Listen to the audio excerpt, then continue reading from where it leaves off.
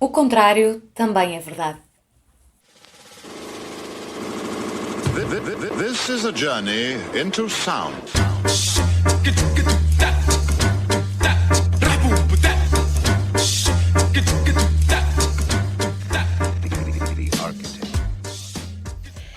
Hoje temos connosco a arquiteta Daniela Sá, professora assistente em História da Arquitetura Moderna aqui na FAUP.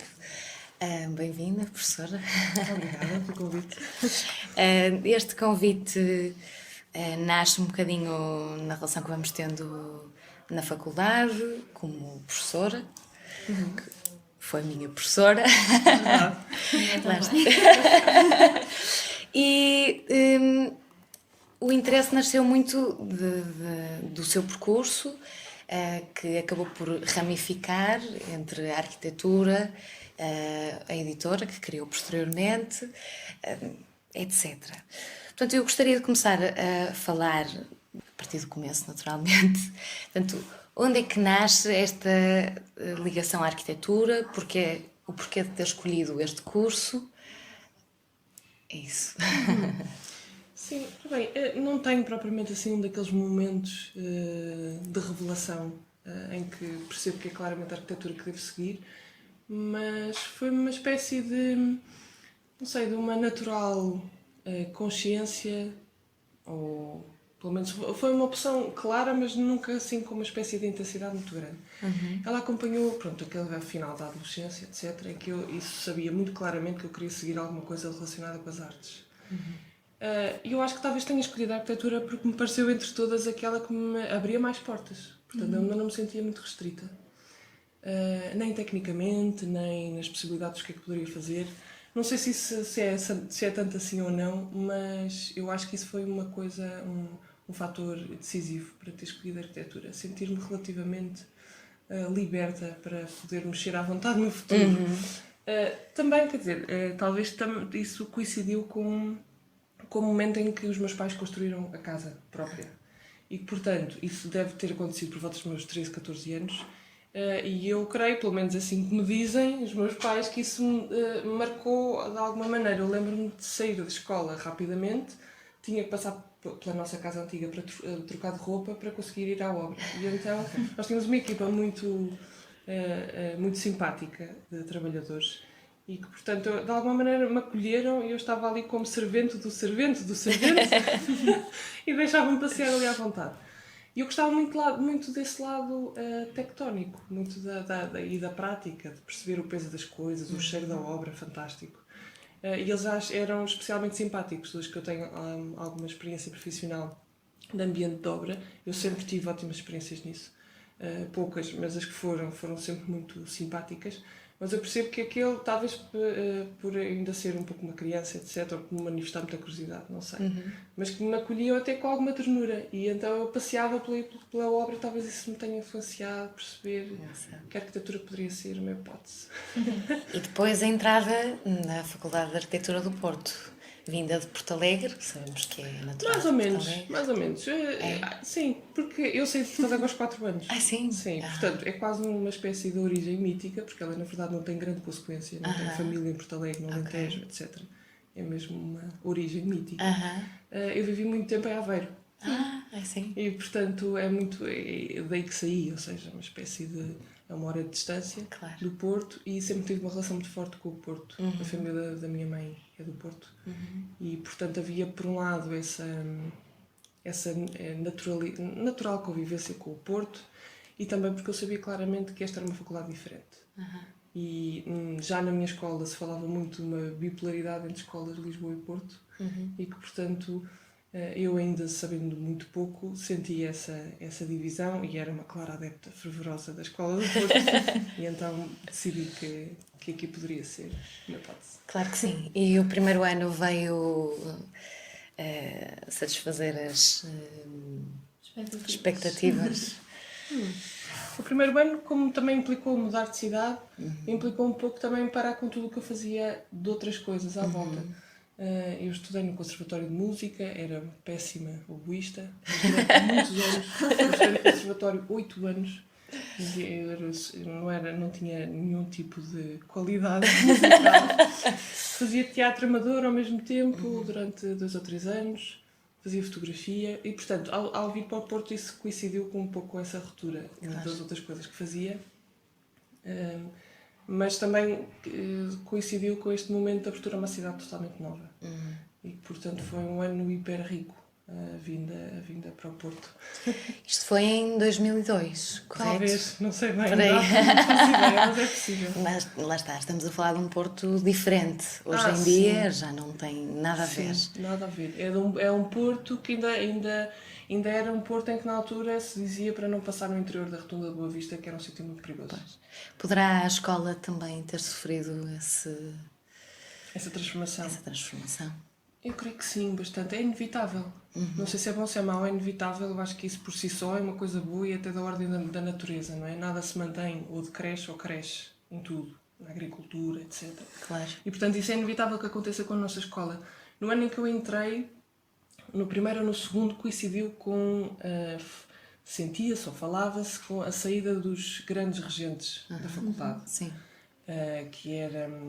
Eu lembro-me, por exemplo, o professor Sérgio Fernandes não demorou muito a sair, o professor Domingos Tavares, o professor Joaquim Vieira de Desenho, e portanto, e o professor Nuno Portas, que eu já não apanhei, portanto foi o primeiro ano em que ele já não era regente da cadeira de urbanismo, e portanto eu sentia que estava num momento de qualquer transição, não sabia muito bem o que é que respondia, mas percebia que as grandes figuras da escola que estavam entretanto a reformar. E senti isso com alguma angústia, de tentar perceber, eu estou a perder qualquer coisa. Mas depois descansei um pouco quando percebi que eles davam as suas últimas aulas várias vezes. Por exemplo, o professor Domingos Tavares deu 3 ou 4 últimas aulas e portanto isso ficou pensando aqui alguma angústia de perda. Claro que sim. Mas eu sinto-me um pouco como aluna desses mestres, não é? Agora vocês, tendo agora alunos, que é uma experiência recente e um pouco bizarra para mim, vocês já são alunos dos alunos desses mestres, que por sua vez também já eram alunos ou colegas Claro. de uma primeira geração mais heroica da faculdade. E portanto é inevitável que mude. Vocês também, como alunos, também acredito que sim.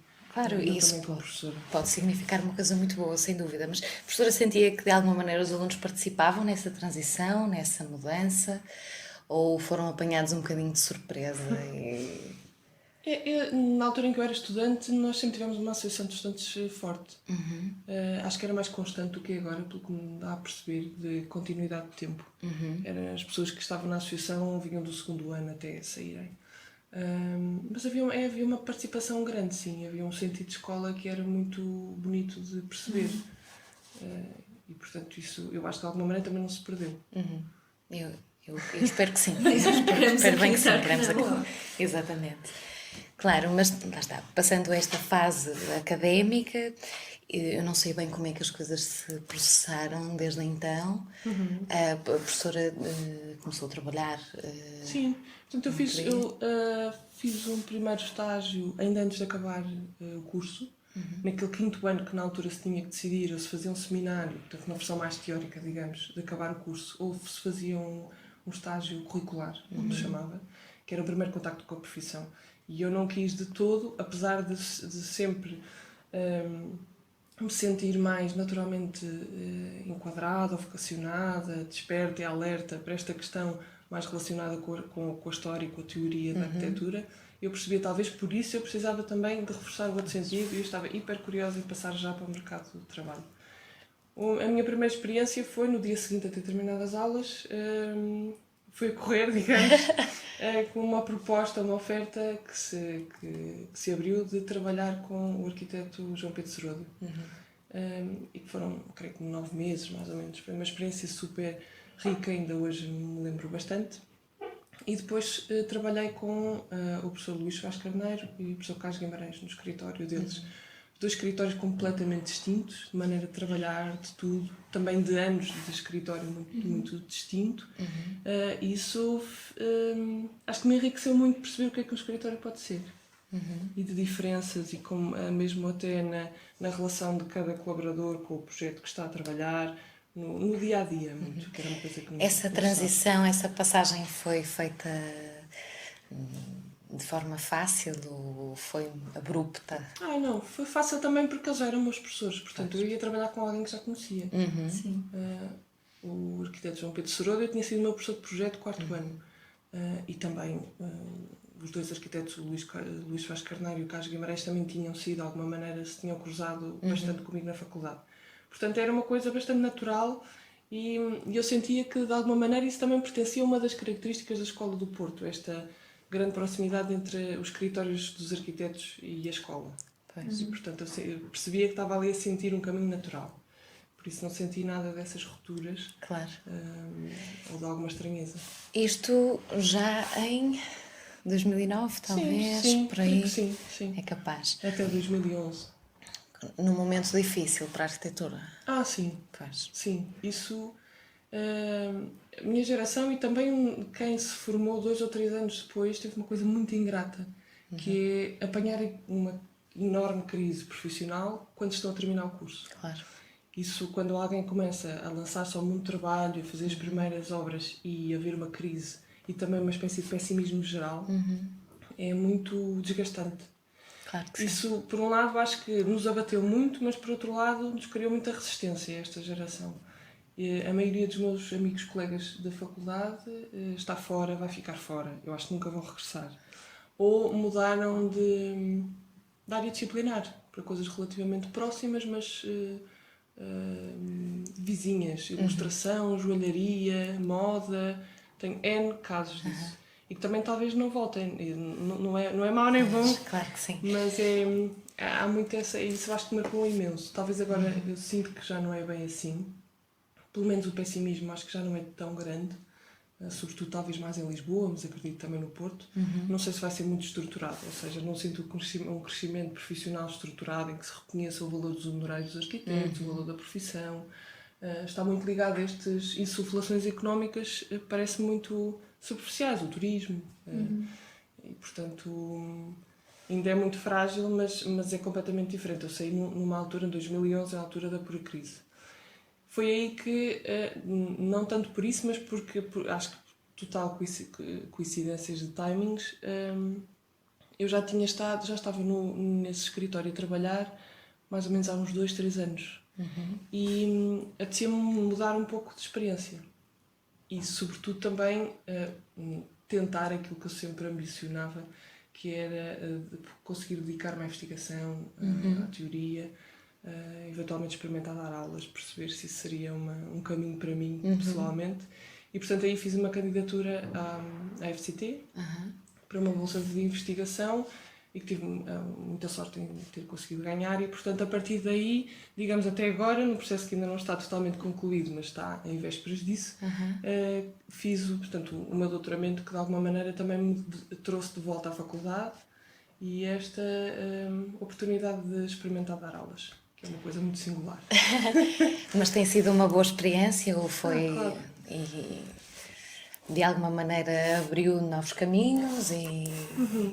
Sim, ao mesmo tempo que há ali um período no início da minha investigação, de doutoramento, por volta de 2012, 13, que é muito agitado. De repente, eu estava a fazer esta investigação de doutoramento, estava a fazer a minha primeira obra em autor individual, que é uma casinha em Mesão Frio. Estava também a abrir a editora. Exato. E estava a começar a dar aulas passado 1 ou 2 anos. Portanto, de repente ali todas as vertentes da profissão estavam a agitar. Isso foi Portanto, interessante. é na mesma altura que aparece a editora? Sim, a editora é um projeto meu e do João Carlos Simões, que também é arquiteto, e que é meu sócio nisto. E surgiu muito eu acho que tem qualquer coisa a ver com a crise, ou seja, há um momento de espera que nós temos inevitavelmente que segurar a nossa esperança até que dias melhores viessem, de lançar já à prática da arquitetura. Nunca destino disso, mas em obras muito pequenas que não sustentariam um escritório, remodelações de apartamentos, mobiliário, coisas pontuais. E, portanto, enquanto isso, há espaço para criar outras coisas e, sobretudo, há espaço para não estar inevitavelmente à espera que nos caísse uma encomenda, uma casa para construir, alguma encomenda. A pública ainda não veio, não é? A não ser ligada à parque escolar, mas sermos nós a ir atrás disso, para nos ficarmos sem fazer nada, no fundo. E, portanto, irmos nós atrás do que é que faltaria fazer. Tanto eu como o João temos uma ligação muito particular e diferente em cada um de nós aos livros de arquitetura. e esta ideia de fazer livros, de fotografar, de escolher, de editar. E, portanto, isso também corresponde a um momento das nossas vidas em que também já estamos cansados de segurar alguns sonhos que queremos realizar e pensamos, bem, vamos ter nós que fazer isso. Agora não. Sim, claro. Um pouco isso. E, portanto, nós pensávamos, há uma série de livros que deveriam existir e não existem. Como é que não há um livro sobre isto? Como é que ainda ninguém... E isso tem um limite, não é? E, portanto, o passo seguinte, então, vamos nós fazê-lo. E esta ideia da Monad nasce e gostaria de saber o porquê de ser este nome, que significado tem, que reflexo tem na própria metodologia de trabalho da editora. Sim, de facto, escolher o nome é sempre uma coisa muito, ao mesmo tempo, totalmente arbitrária e totalmente definitiva. Talvez seja assim também quando se dá o nome a alguém. tem esse lado totalmente arbitrário e totalmente planeado. Nós tínhamos algumas opções em cima da mesa, mas tínhamos algumas condições, sim, que queríamos que... Desde o início nós percebemos que o nosso interesse seria fazer livros de arquitetura também para fora de Portugal. Ou seja, havia aqui uma questão internacional que nos interessava começar a trabalhar e, portanto, não poderia ser um nome que travasse muito isso, mas também não um nome excessivamente international, não teria muito sentido. Quando nós estamos a formar a editora, isso é uma coincidência engraçada, porque na altura eu estava a estudar e a escrever sobre o percurso do arquiteto italiano Aldo Rossi, que é um dos autores que eu trabalho no meu doutoramento, que é justamente quando ele se dedica a criar uma linha editorial, que é a linha editorial Polis, na editora italiana Marsilio. Ele tem um convite logo a seguir àquele sucesso enorme que foi a publicação da Arquitetura da Cidade, em 66. Portanto, ele em 73 começa a ter uma linha totalmente planeada, uma linha de edição. Ele também passa pelo mesmo desafio, escolher o nome, ele escolhe Polis, esta ideia da arquitetura da cidade, percebe-se a palavra grega, etc.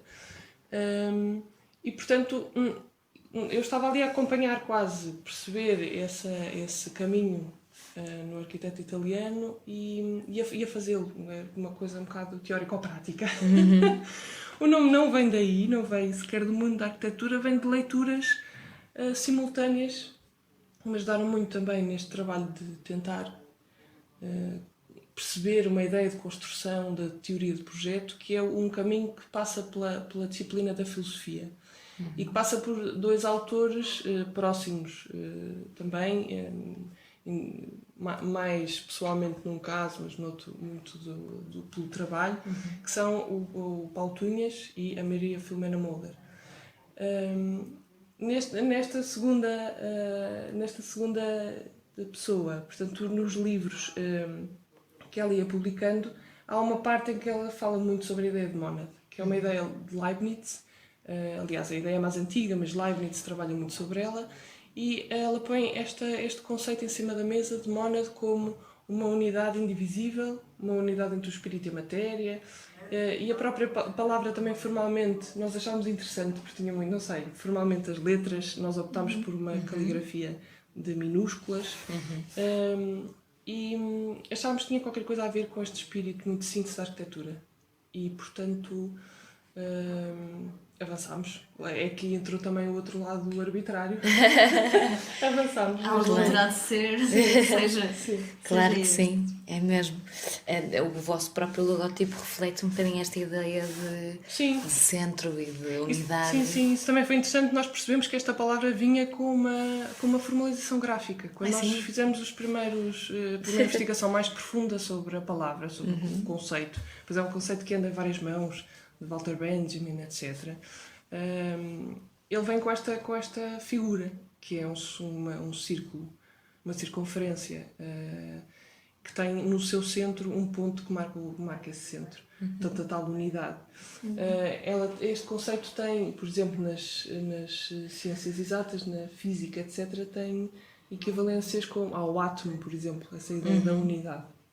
Sim. E, portanto, ela veio com esta imagem que nós demos uns acertos gráficos, portanto, mais formais para equilibrar esse logotipo, mas ficou. Nós adotámos este título que era ao mesmo tempo uma imagem e uma palavra.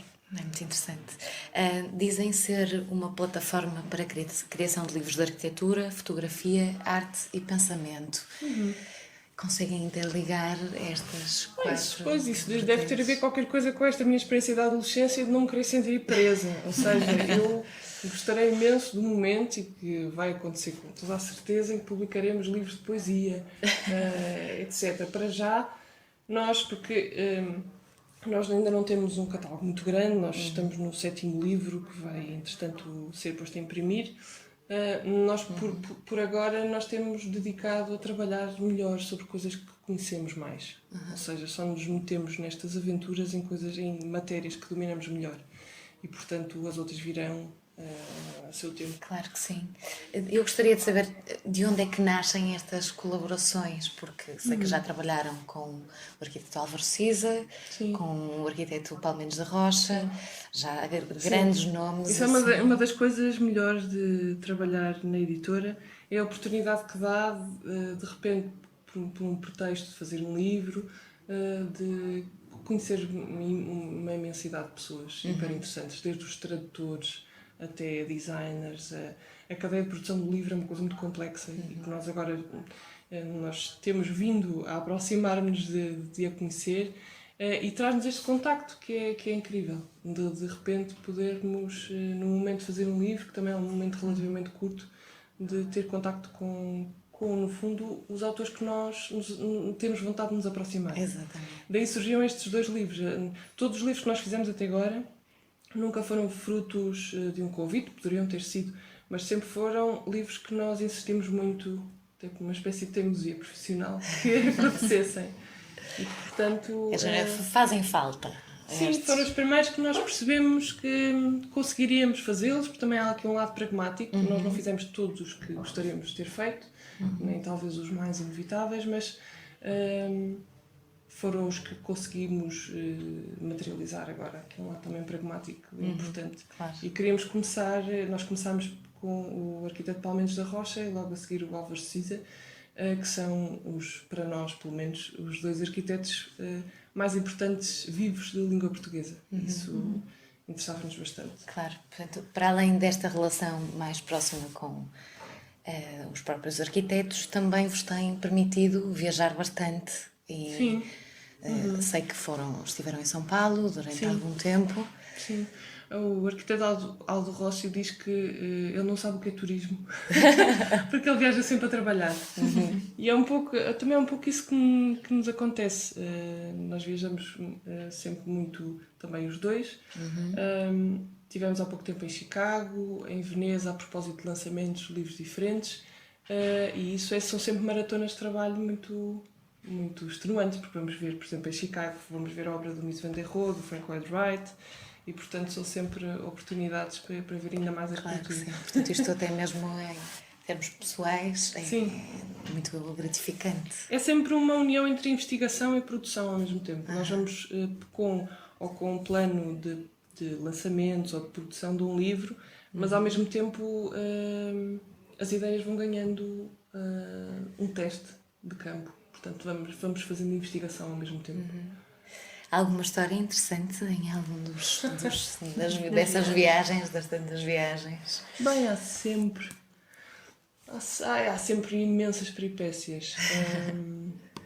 Não sei se destacaria assim algumas, mas digamos assim do dia a dia. Nós acabámos por exemplo, em São Paulo, em 2 das vezes ficámos alojados no Copan para ter essa experiência do que é que seria viver nessa ideia moderna de um edifício cidade, e foi incrível.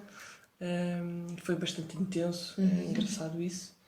Mas não tenho assim umas imensas peripécias, acho que não tenho assim uma que destacasse. Que me lembro agora, pelo menos.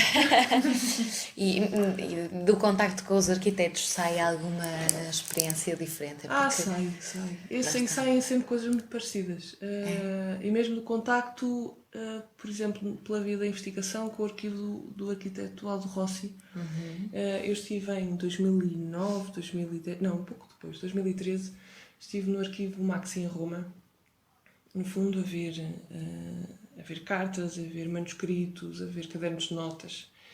E tanto neste caso como nos outros 2, nos escritórios do CIS, atualmente da Rocha, eu saio com uma imensa, uma ideia muito clara de que são pessoas que trabalham imenso e até bastante tarde. O ritmo a intensidade de trabalho é uma coisa notável, uma coisa notável. A quantidade de coisas que fazem, etc. Isso também acho que, eu pelo menos tomo sempre como exemplos muito grandes para mim, são uma força de esperança enorme, de trabalho, de resiliência.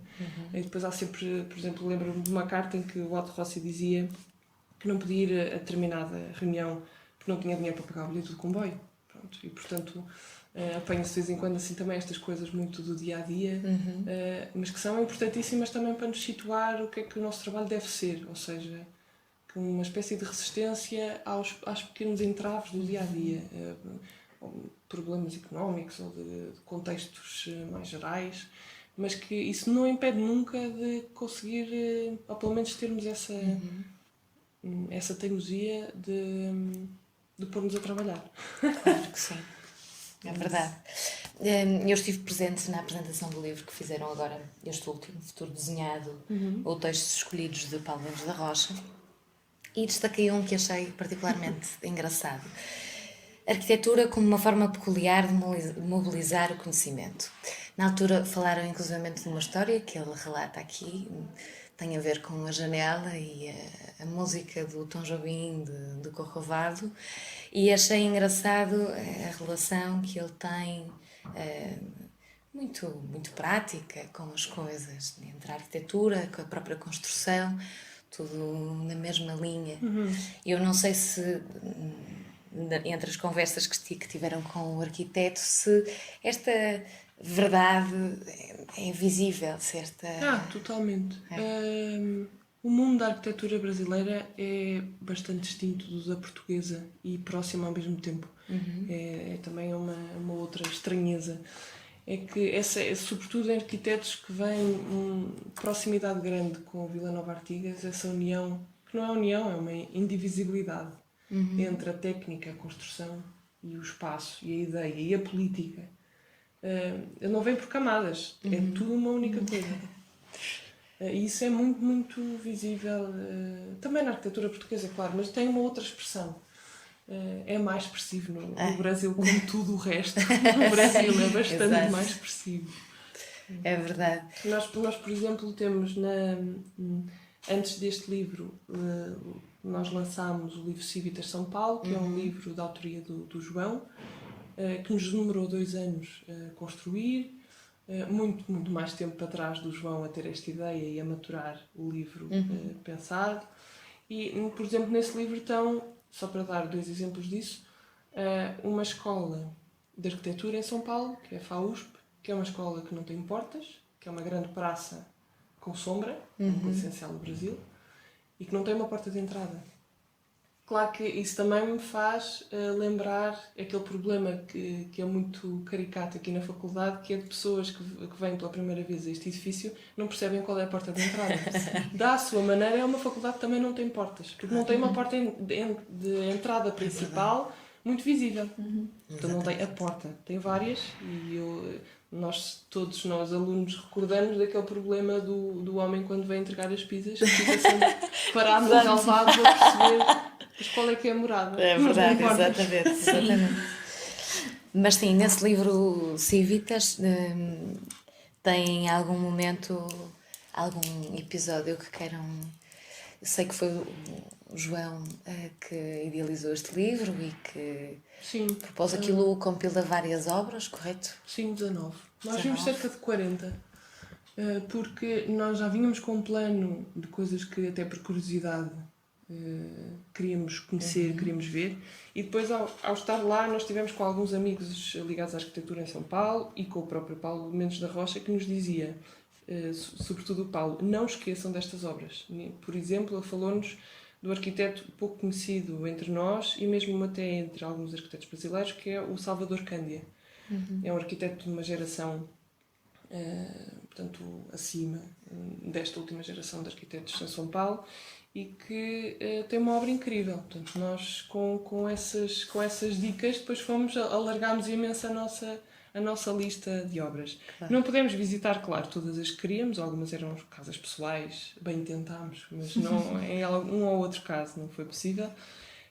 Mas foi uma experiência muito rica, sim. Exatamente porque a nossa editora, pelo menos até agora, tem uma coisa até um pouco sustentável, que é todos os livros que nós publicamos, só com exceção, por exemplo, só de um último em que não tivemos uma intervenção muito assinalada, que foi o catálogo da Bienal de Veneza, portanto tinha uma outra estrutura, que nós tivemos só auxiliar na edição final, mas todos os outros é uma coisa em que nós nos metemos a fazer, por exemplo, neste caso do livro de textos Paulo Mendes da Rocha, recolher todos os textos, ir à biblioteca da Universidade de São Paulo, recolher, ir também cá, falar com amigos, acionar toda uma rede à volta para nos ajudar nisso e lê-los todos, perceber este sim, este não, e portanto são sempre projetos em que nos envolvemos imenso. Mesmo, por exemplo, na monografia do arquiteto Nuno Brandão Costa, o João não fez a fotografia, foi o André Cepeda, que é um fotógrafo incrível e que nós vimos ali uma afinidade na maneira de olhar para o mundo muito próxima, apesar de em disciplinas completamente diferentes percebemos que havia ali uma relação muito intrínseca. Mesmo aí, toda a montagem do livro, escolha das obras, etc., é uma coisa em que nós estamos muito envolvidos. Portanto, é também um processo um bocadinho cansativo para nós, mas mas nós também nos lançámos, era mesmo para fazer isto. Claro. E para também termos um conhecimento muito grande do processo de fabricação do livro do início ao fim. Da ideia até à comercialização. Claro, isto é muito complexo.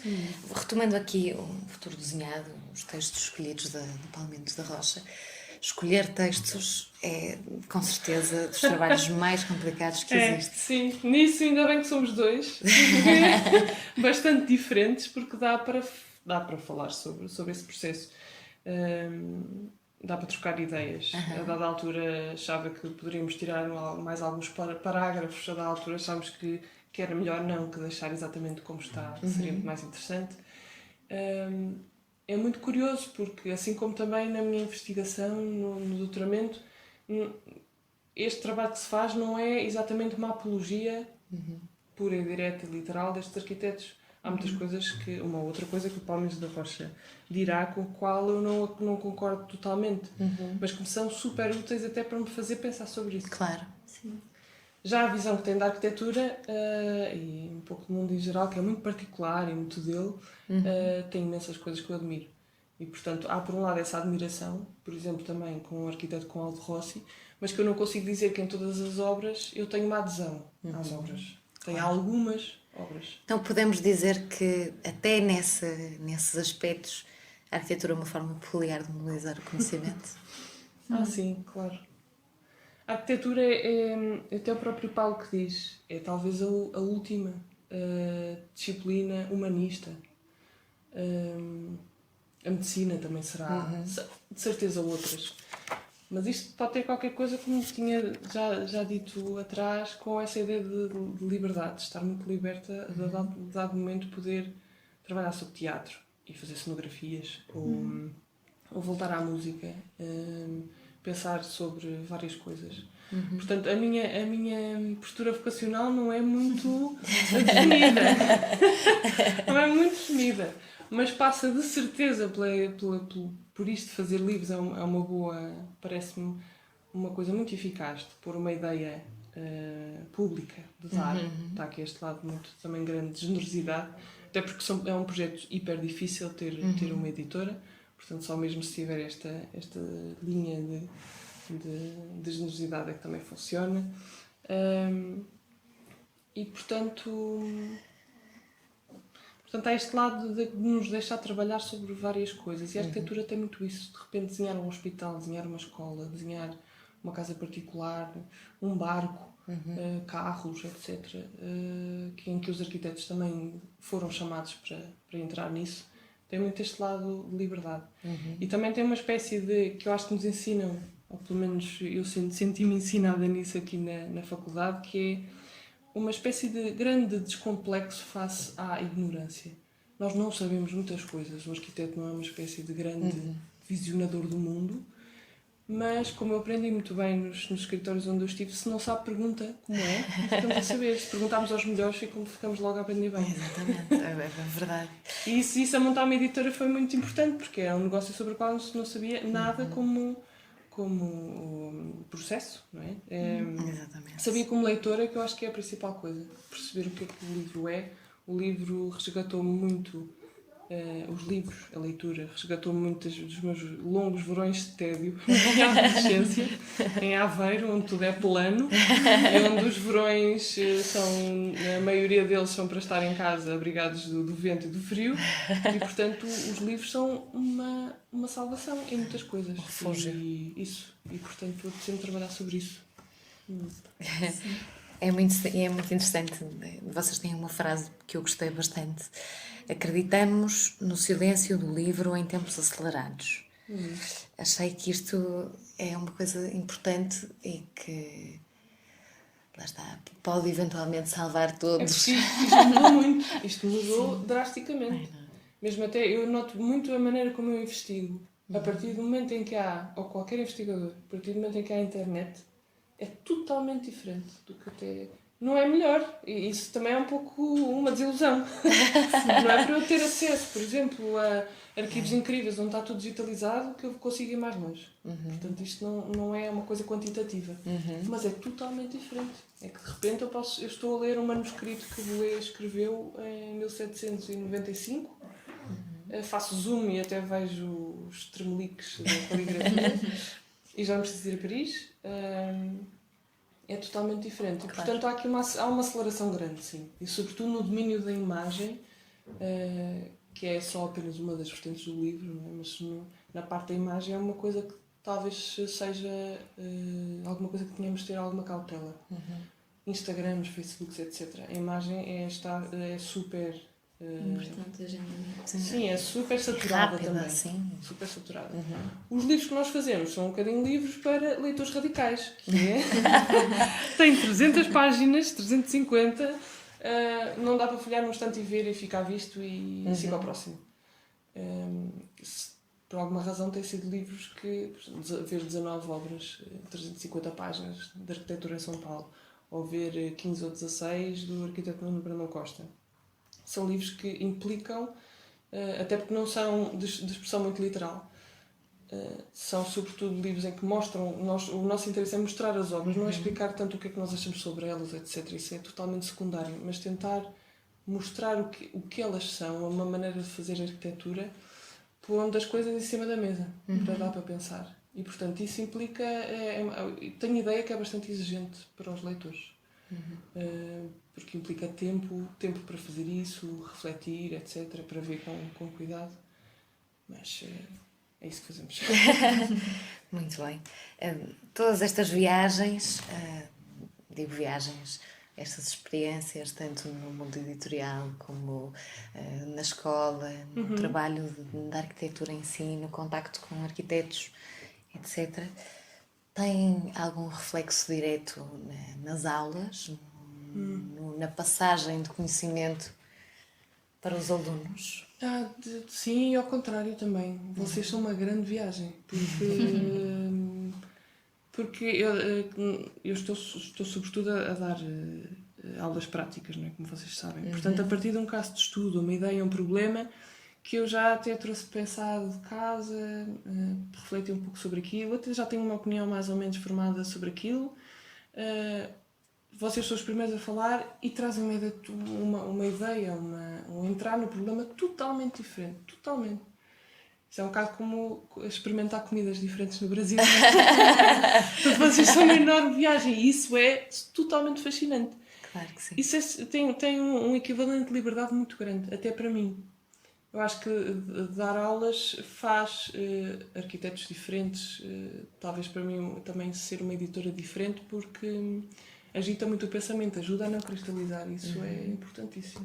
Vocês vêm com backgrounds, cada um completamente diferente, de feitios, maneiras de estar, maneiras de pensar, isso é hiper rico. E depois, por outro lado, o facto de ser história moderna no sentido filosófico, novamente, que é o moderno depois da época medieval até à Revolução Francesa, o que traz se assim, uma das grandes lições da história é exatamente que o arquiteto sempre fez tudo. E a mim ainda me faltam bastantes coisas, por exemplo, se me comparar com o Alberto. Falta ser padre, saber de cavalos, de pintura, de escultura, ser uma ótima música, coisa que eu tentei durante 8 anos, mas não consegui. E, portanto, a história ensina muito que nós podemos realmente fazer o que nos propusermos a isso. Raquel, gostavas de acrescentar alguma coisa? Acho que não sei, também já... Acho que foi está. tudo dito. Acho que foi, sem dúvida nenhuma. Sim, acho que Muito bem, foi bom. resta-me agradecer mais uma vez por ter vindo. Acho que foi uma experiência muito, muito interessante. Obrigada. Obrigada a nós.